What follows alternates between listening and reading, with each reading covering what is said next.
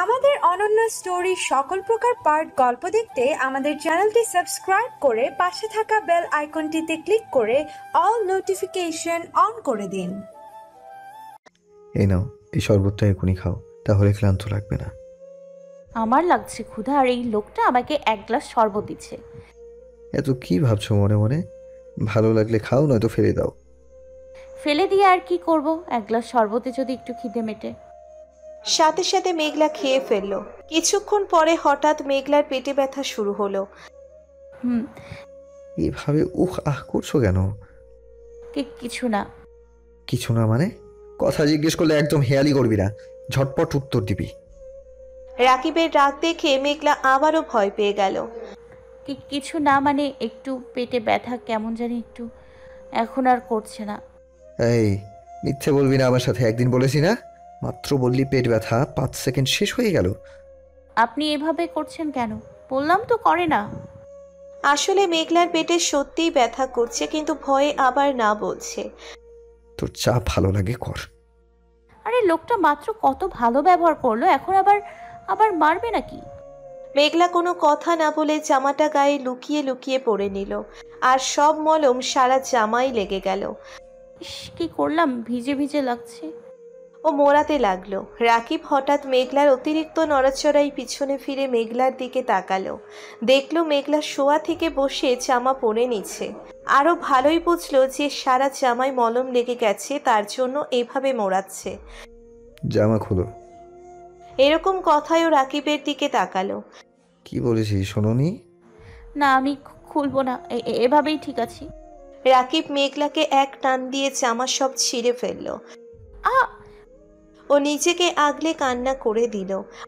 এই তোর কানে যায় না? একদিন বলেছি না আমার মুখের উপর কথা বলবি না? যেটা বারণ করি সেটাই বেশি করে করো। ভুল হয়ে গেছে, সরি, আর করবো না। এই মেয়েটার সাথে এরকমই ব্যবহার করা উচিত। মাঝে মাঝে যে কি হয়, হে কোনো জাদু জানে নাকি? ওর কাছে থাকলে আমার মাথাটাই খেয়ে ফেলবে। যেভাবে হোক ওই বাচ্চা নষ্ট করে তারপর ওর একটা ব্যবস্থা করব। তাতে যদি মরে যায় তো মরুক। আন মনে এগুলো ভাবতেই আছে। হঠাৎ কান্নার আওয়াজে ওর ধ্যান ভাঙল। এই তুই আবার কান্না করছিস? আমার ব্যথা করছে। তুই মাত্র বললি করে না, এখন আবার অভিনয় করছিস? আমার সত্যিই করছে, এখন আরো বেশি করতেছে। তখন ভয় বলিনি, আমি সহ্য করতে পারছি না। ও সাথে সাথে বালিশ চেপে ধরল পেটে। আসলে রাকিব তখন ইচ্ছে করেই শরবতটা নিয়ে এসেছিল। তাতে কিছু মেডিসিন মিশিয়ে এনেছে, যাতে মেঘলার পেটে ব্যথা শুরু হয়। এর জন্যই মেঘলার সাথে এত ভালো ব্যবহার, যাতে মেঘলা কিছু বুঝতে না পারে। বালিশ চেপে ধরে কি হবে, পেটেরটা ফেলে দে না, তাহলে এত আর ব্যথা করবে না। মেঘলার দুই গাল এক হাত দিয়ে চেপে ধরে। পেটেরটা মানে? একটু অবাক হয়ে, কারণ মেঘলা কিছুই বুঝতে পারে নাই। তার উপরে মুখ চেপে ধরা, ব্যথায় চোখ দিয়ে আবারও পানি পড়ে গেল। পেটের টাটা মানে তোর পেটে একটা ছোট্ট রাক্ষস আছে, ওটাকে যদি মেরে ফেলিস তাহলে তোর আর ব্যথা করবে না। এখন বল কি করবি? ওই রকমের ব্যথায় মরবি নাকি ওটাকে মেরে ফেলবি? কি মরবো, কি ফেলে দিব, আমি সত্যি বুঝতে পারছি না। আর কিসের রাক্ষস? এই তোকে এখন ভাঙিয়ে বলতে হবে তাই না? কেন রে, তুই বুঝিস না? মেঘলা তো অবাক হয়ে চেয়েই আছে। শোন তাহলে, তুই এক রাক্ষসী যে কিনা মানুষকে মেরে ফেলতেও একবার ভাবে না। তোদের কাছে তো মানুষের জীবনের কোনো দাম নেই, আর এখন তোর পেটেও একটা রাক্ষস বেড়ে উঠছে। তাকে যদি সময় মতো মেরে না ফেলি, সেও জন্ম নিয়ে তোদের মতোই হবে। এখন এই পেটের দায় হয়তো তুই আমাকেই দিবি, কারণ কার সেটা তো আর আমি জানি না। এখন তো আমি আছি তোর আশেপাশে, তাই এর দায়ভারটাও অবশ্যই আমাকেই দিবি, আর সেটা তো আমি হতে দেব না। তাই ওটাকে নষ্ট করে ফেলতে হবে তোকে, ব্যাস এটুকু, আর কিছু না। মেঘলা রাকিবের কথা শুনে পাগলের মতো হয়ে যাচ্ছে। ও এখন কিছুটা হলেও বুঝতে পারছে যে রাকিব কিসের কথা বলতেছে। এক পেটে ব্যথা তার যন্ত্রণা, কিন্তু এখন তার চেয়ে বুকে যন্ত্রণা বেশি হচ্ছে। কি কথা বলিস না কেন? শোন, এই কাগজ রেখে গেলাম, এটাই সই করে দিবি যে তুই মরে গেলেও তোর জন্য কেউ দায়ী নয়। মেঘলাও নিজের পেটের উপরে দুই হাত রেখে জোরে একটা চিৎকার দিল। এই এভাবে চিৎকার দিলি কেন? যা বলছি এসে যেন সেটা তৈরি দেখি। বলেই ও বের হয়ে গেল। মেঘলাও কোনো কথা বলছে না, পাহাড়ের মতো হয়ে গেছে। রাকিব সিঁড়ি বাহাতের হাত ভাঁজ করতে করতে নামতেছে। আন্টি রাকিবকে একা দেখে জিজ্ঞেস করলো, মেয়েটা কোথায় বাবা? রুমে আন্টি। আর হ্যাঁ, ওকে কোনো খাবার দিবে না যতক্ষণ না একটা কাগজ দিয়েছি ওটাই সই করে। সই করা হয়ে গেলে খাবার দিও। আর একটা ওষুধ, ওর পেটে ব্যথা, ওটা না খেলে কমবে না। যদি বাঁচতে চায় তাহলে যেন সই করে দিয়ে। হুম। রাকিব চলে যেতেই আন্টি রুমে দৌড় দিল। মেঘলা মা, কই তুমি? আরে এভাবে কান্না করতেছো কেন? মেঘলার কোনো সারা শব্দ নেই। বলো না মা, কি হয়েছে? তুই এত জোরে চিৎকার দিছিলি কেন? আমি তো ভয় পেয়ে গেছিলাম। তোকে কি রাকিব বাবা মারছে? আন্টি আমাকে মারলেও কোনো কষ্ট ছিল না। এটা তো প্রতিদিনের রুটিন হয়ে গেছে। আন্টি তুমি জানো তুমি আন্টি, আমার পেটে নাকি একটা রাক্ষস বড় হচ্ছে। পাগলের মতো করতে লাগলো মেঘলা। কে কে বলছে তোকে এই কথা? ওই লোকটা বলছে আন্টি। আন্টি আমার পেটে এই রাক্ষস তো আমার না, এটা তো ওনার, তাই না? বলো না আন্টি, এটা তো আমার না, বলো না কেন? আমি জানি মা, সব জানি। কি তুমি জানতে? তাহলে আমাকে বলো নাই কেন আন্টি? বলো না কেন, বলো নাই? কেমনে বলবো রে মা, কি রে বলবো? তুই যখন জ্ঞান হারিয়ে ফেলেছিলি তোর কোনো হুঁশ ছিল না। রাকিব বাবার তোকে এনে খাটে শুয়ে আইছে। আমি রাকিব বাবা অনেক চেষ্টা করেছিলাম তোর জ্ঞান ফেরানোর, কিন্তু কিছুতেই কিচ্ছু হচ্ছিল না। তারপরে ডক্টরকে ফোন দিয়ে এনেছে। তুমি তখন যে ডক্টরের সাথে কথা বলছিলে উনি হলো সম্পর্কে রাকিব বাবার বড় বোন হয়। ডক্টর এসেই তোমাকে সুস্থ করেছে। ডক্টর বলেছেন তুমি 2 মাসের গর্ভবতী, আর তোমার বাচ্চা দুজনে অনেক খারাপ কন্ডিশনে আছে। রাকিব বাবা তোমার বাচ্চা নষ্ট করার কথা ভাবছিল, কিন্তু ডক্টর এতে রাজি হননি, কারণ তোমার বাচ্চার কন্ডিশন একটুও ভালো না। তার থেকেও বেশি তুমি অসুস্থ। যদি কিছু করা হয় তাহলে তোমার জীবনের ঝুঁকি আছে। কিন্তু কিছুতেই রাকিব বাবা এটা মেনে নিতে পারছিল না, তাই হয়তো এখন আবার এই কাগজে সই করাতে চায়, যাতে তোমার কিছু হলে কেউ অপরাধী না হয়। মেঘলা এসব কথা শুনে স্তব্ধ হয়ে আছে, কোনো কথাই বলতে পারছে না, কারণ ও যা শুনতেছে তাও ভাবতেও পারে নাই। মা কথা বলো, এভাবে চুপ করে আছো যে? কি বলবো আন্টি, দেখো না আমার কপালটা। কেউ ধরে এনে বেঁধে রাখলো, তারপরে ধর্ষণ করানোর চেষ্টা করলো। সেটা সফল না হয় নিজেই করলো, কিন্তু সেটা একদিন না, প্রতিদিন ধর্ষিত হয়েছি। তারপরে নানা অত্যাচার, না খেয়ে থেকেছি সব সময়, এটাও মেনে আসছি। এ পর্যন্ত যা ছিল এটা অনেক ছিল, কিন্তু তাও সহ্য করতে হয়েছে। কিন্তু আন্টি বিশ্বাস করো, এই কষ্টটা সহ্য করার ক্ষমতা আমার নেই আন্টি। কাঁদে না মা। কি হলো? আন্টি আমার পেটে অনেক ব্যথা করতেছে, আমি সহ্য করতে পারছি না আন্টি। কেন, কি হয়েছে? জানি না আন্টি, সেই কখন থেকে। মা নিশ্চয়ই রাকিব বাবা তোমাকে কিছু খাইয়েছে। ও আমাকে যাবার সময় বলে গেছে যদি কাগজে সই করো তাহলে তোমাকে ব্যথা কমানোর ওষুধ দিতে, আর ভাত দিতে নয়তো বারণ করেছে। আন্টি জানো, আজকে উনি আমার সাথে অনেক ভালো ব্যবহার করছে, আমাকে বারবার জড়িয়ে ধরছে, আর শুধু একটা কথাই বলছে যে আর আমাকে নাকি কষ্ট দেবে না। জানো আন্টি, আমার কেন জানি না সেই ভালোবাসাটা সত্যি মনে হয়েছিল, কিন্তু আন্টি আমি ভুল ছিলাম। এটার কারণ ছিল এটাই, আমি এখন বুঝতে পারছি। উনি আমাকে তো মেরে ফেললে তো আর কষ্ট দিতে পারবে না, তাই হয়তো বলছে যে আর কষ্ট দেবে না। আর জানো, একটু আগে আমাকে 1 গ্লাস শরবত দিছে, ওইটা হয়তো কিছু মিশিয়েছে, এর জন্যই আবার পেটে ব্যথা হচ্ছে অনেক আন্টি। আমি বুঝছি মা, কিন্তু যাই হোক, তুই যদি এখন সই না করিস তাহলে তোকে ওষুধ দিতে পারবো না মা।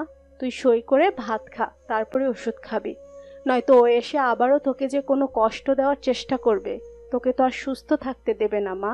তার চেয়ে সইটা করে দে মা। দে মা, পরেরটা পরে দেখা যাবে, এখন তো কর। মেঘলা অশ্রু ভেজা চোখে সই করলো। আর জানো আন্টি, একটা কাগজে সই করিনি, ওইটা আমার মৃত্যুর সাথে চলে যাওয়ার চুক্তিবদ্ধ হয়েছে। বিশ্বাস করো আন্টি, আমি মরে গেলে আমার কোনো আফসোস নেই, কিন্তু এই অবুঝ বাচ্চাটাকে পেট থেকে বের করে তারপরে মরে যেতে হবে। আন্টি কেন? আমি ওকে সাথে করেই চাই না। আমাকে একটা বিষের কৌটা দাও, আমি খেয়ে মরে যাই। শুধু শুধু এত কষ্ট দিয়ে ওকে মেরো না, এত কষ্ট দিয়ে মারতে হবে কেন আন্টি? এরকমের কথা বলে না মা, তোর কিছু হবে না।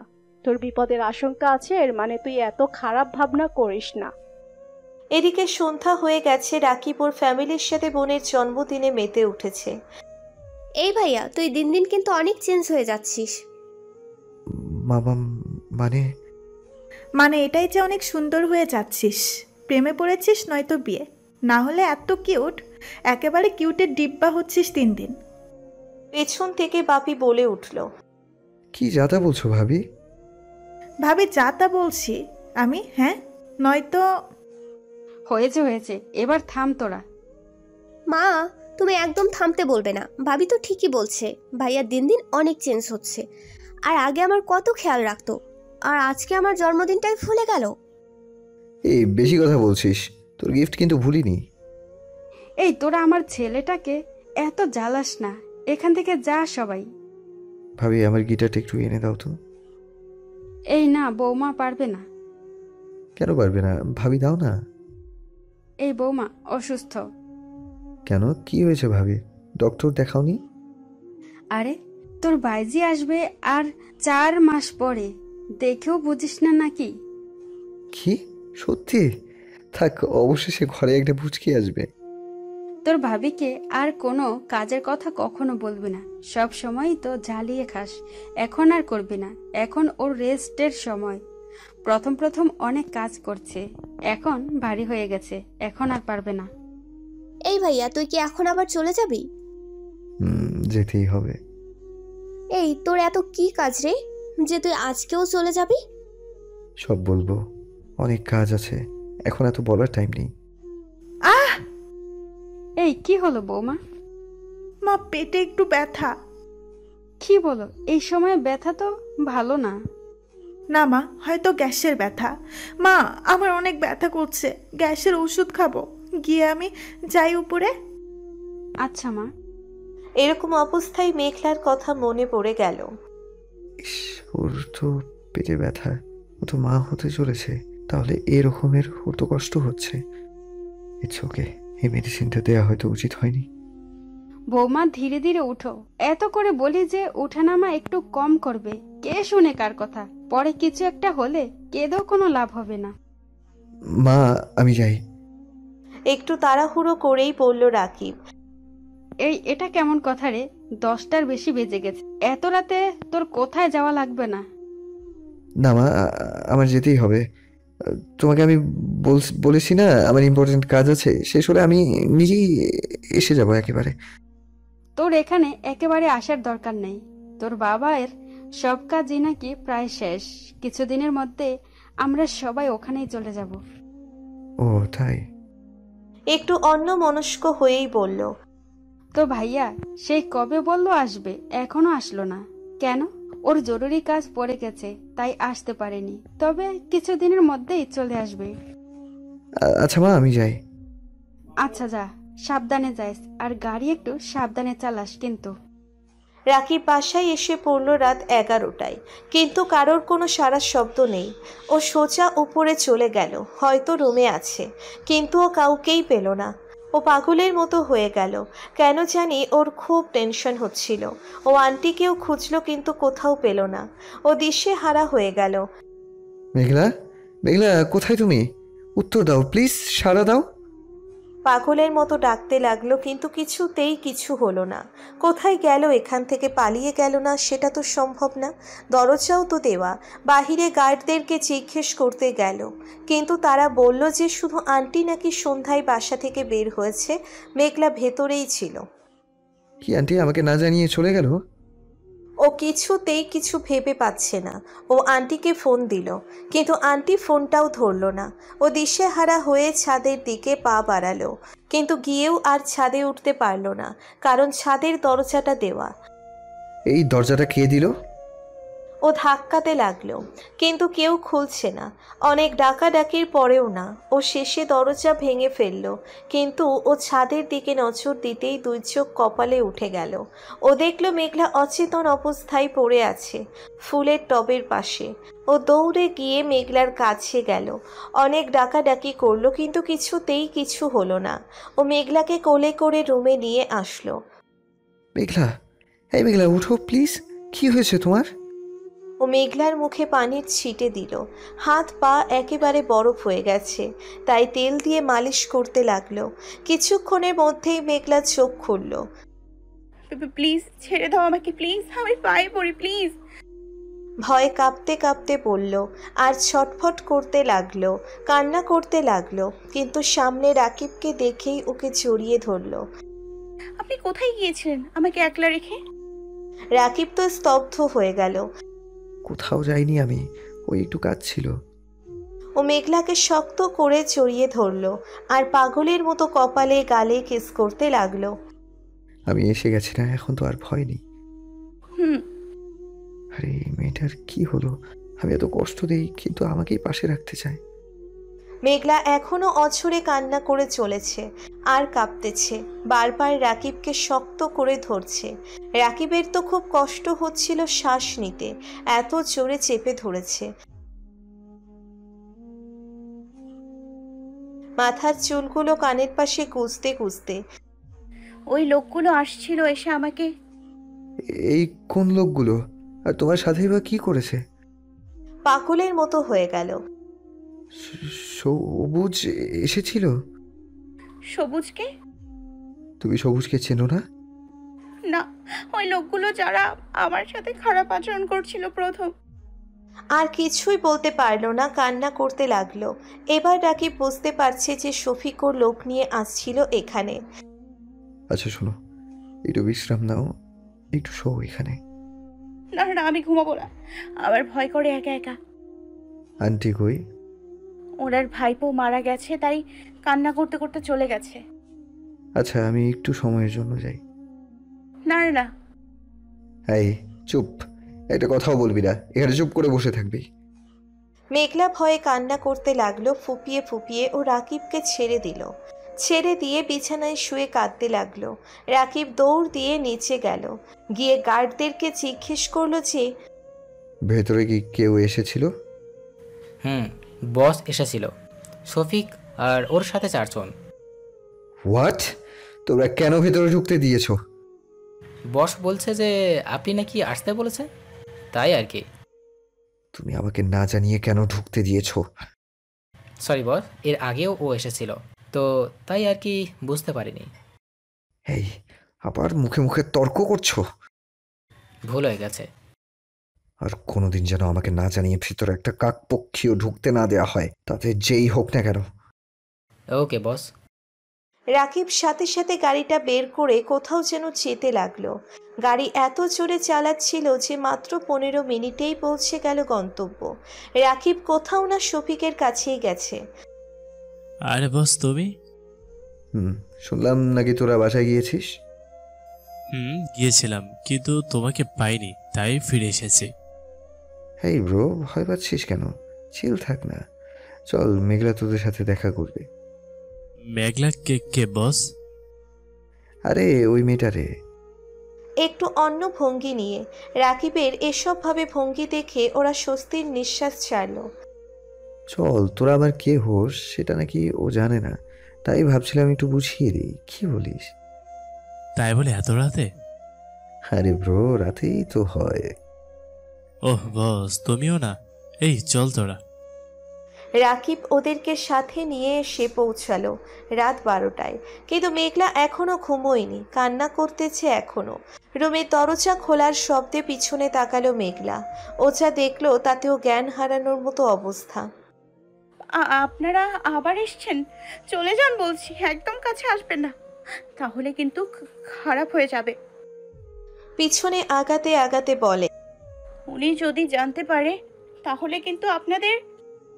আর কিছুই বলতে পারলো না, তার আগেই দরজা দিয়ে রাকিব রুমে চলে আসলো। আপনার সাথে এরা কারা? আমি এনেছি তাই। হাতের হাতা ভাঁজ করতে করতে। আপনি এসেছেন মানে? ভয়ে ওর গলা শুকিয়ে গেল। ও আগাতে আগাতে একেবারে দেওয়ালে ঠেকে গেল। আমি এনেছি। এই ভেতরে আয় তোরা। আপনি এটা করতে পারেন না। দেখুন, আমাকে যেতে দিন এখান থেকে, নইলে কিন্তু নইলে কি? আমি আপনাকে সত্যি মাঝে মাঝে একটা ভালো মানুষ ভাবি, কিন্তু তার পরিণাম এটা। যতই খারাপ হন, আমি ভাবছি হয়তো যাই হোক, আমার সম্মান আপনার কাছে অনেক, কিন্তু এখন তো আপনার বাচ্চা। মেঘলার মুখ চেপে ধরল। এত কথা বলে শোনা, কিছু তো সিক্রেট রাখো। আপনি এটা করতে পারেন না। আমি পারি এটা করতে, আর কি পারি সেটা দেখো। রাকিব গিয়ে দরজাটা লাগিয়ে দিল। মেঘলার তো ভয়ে মরে যেতে ইচ্ছে করছে।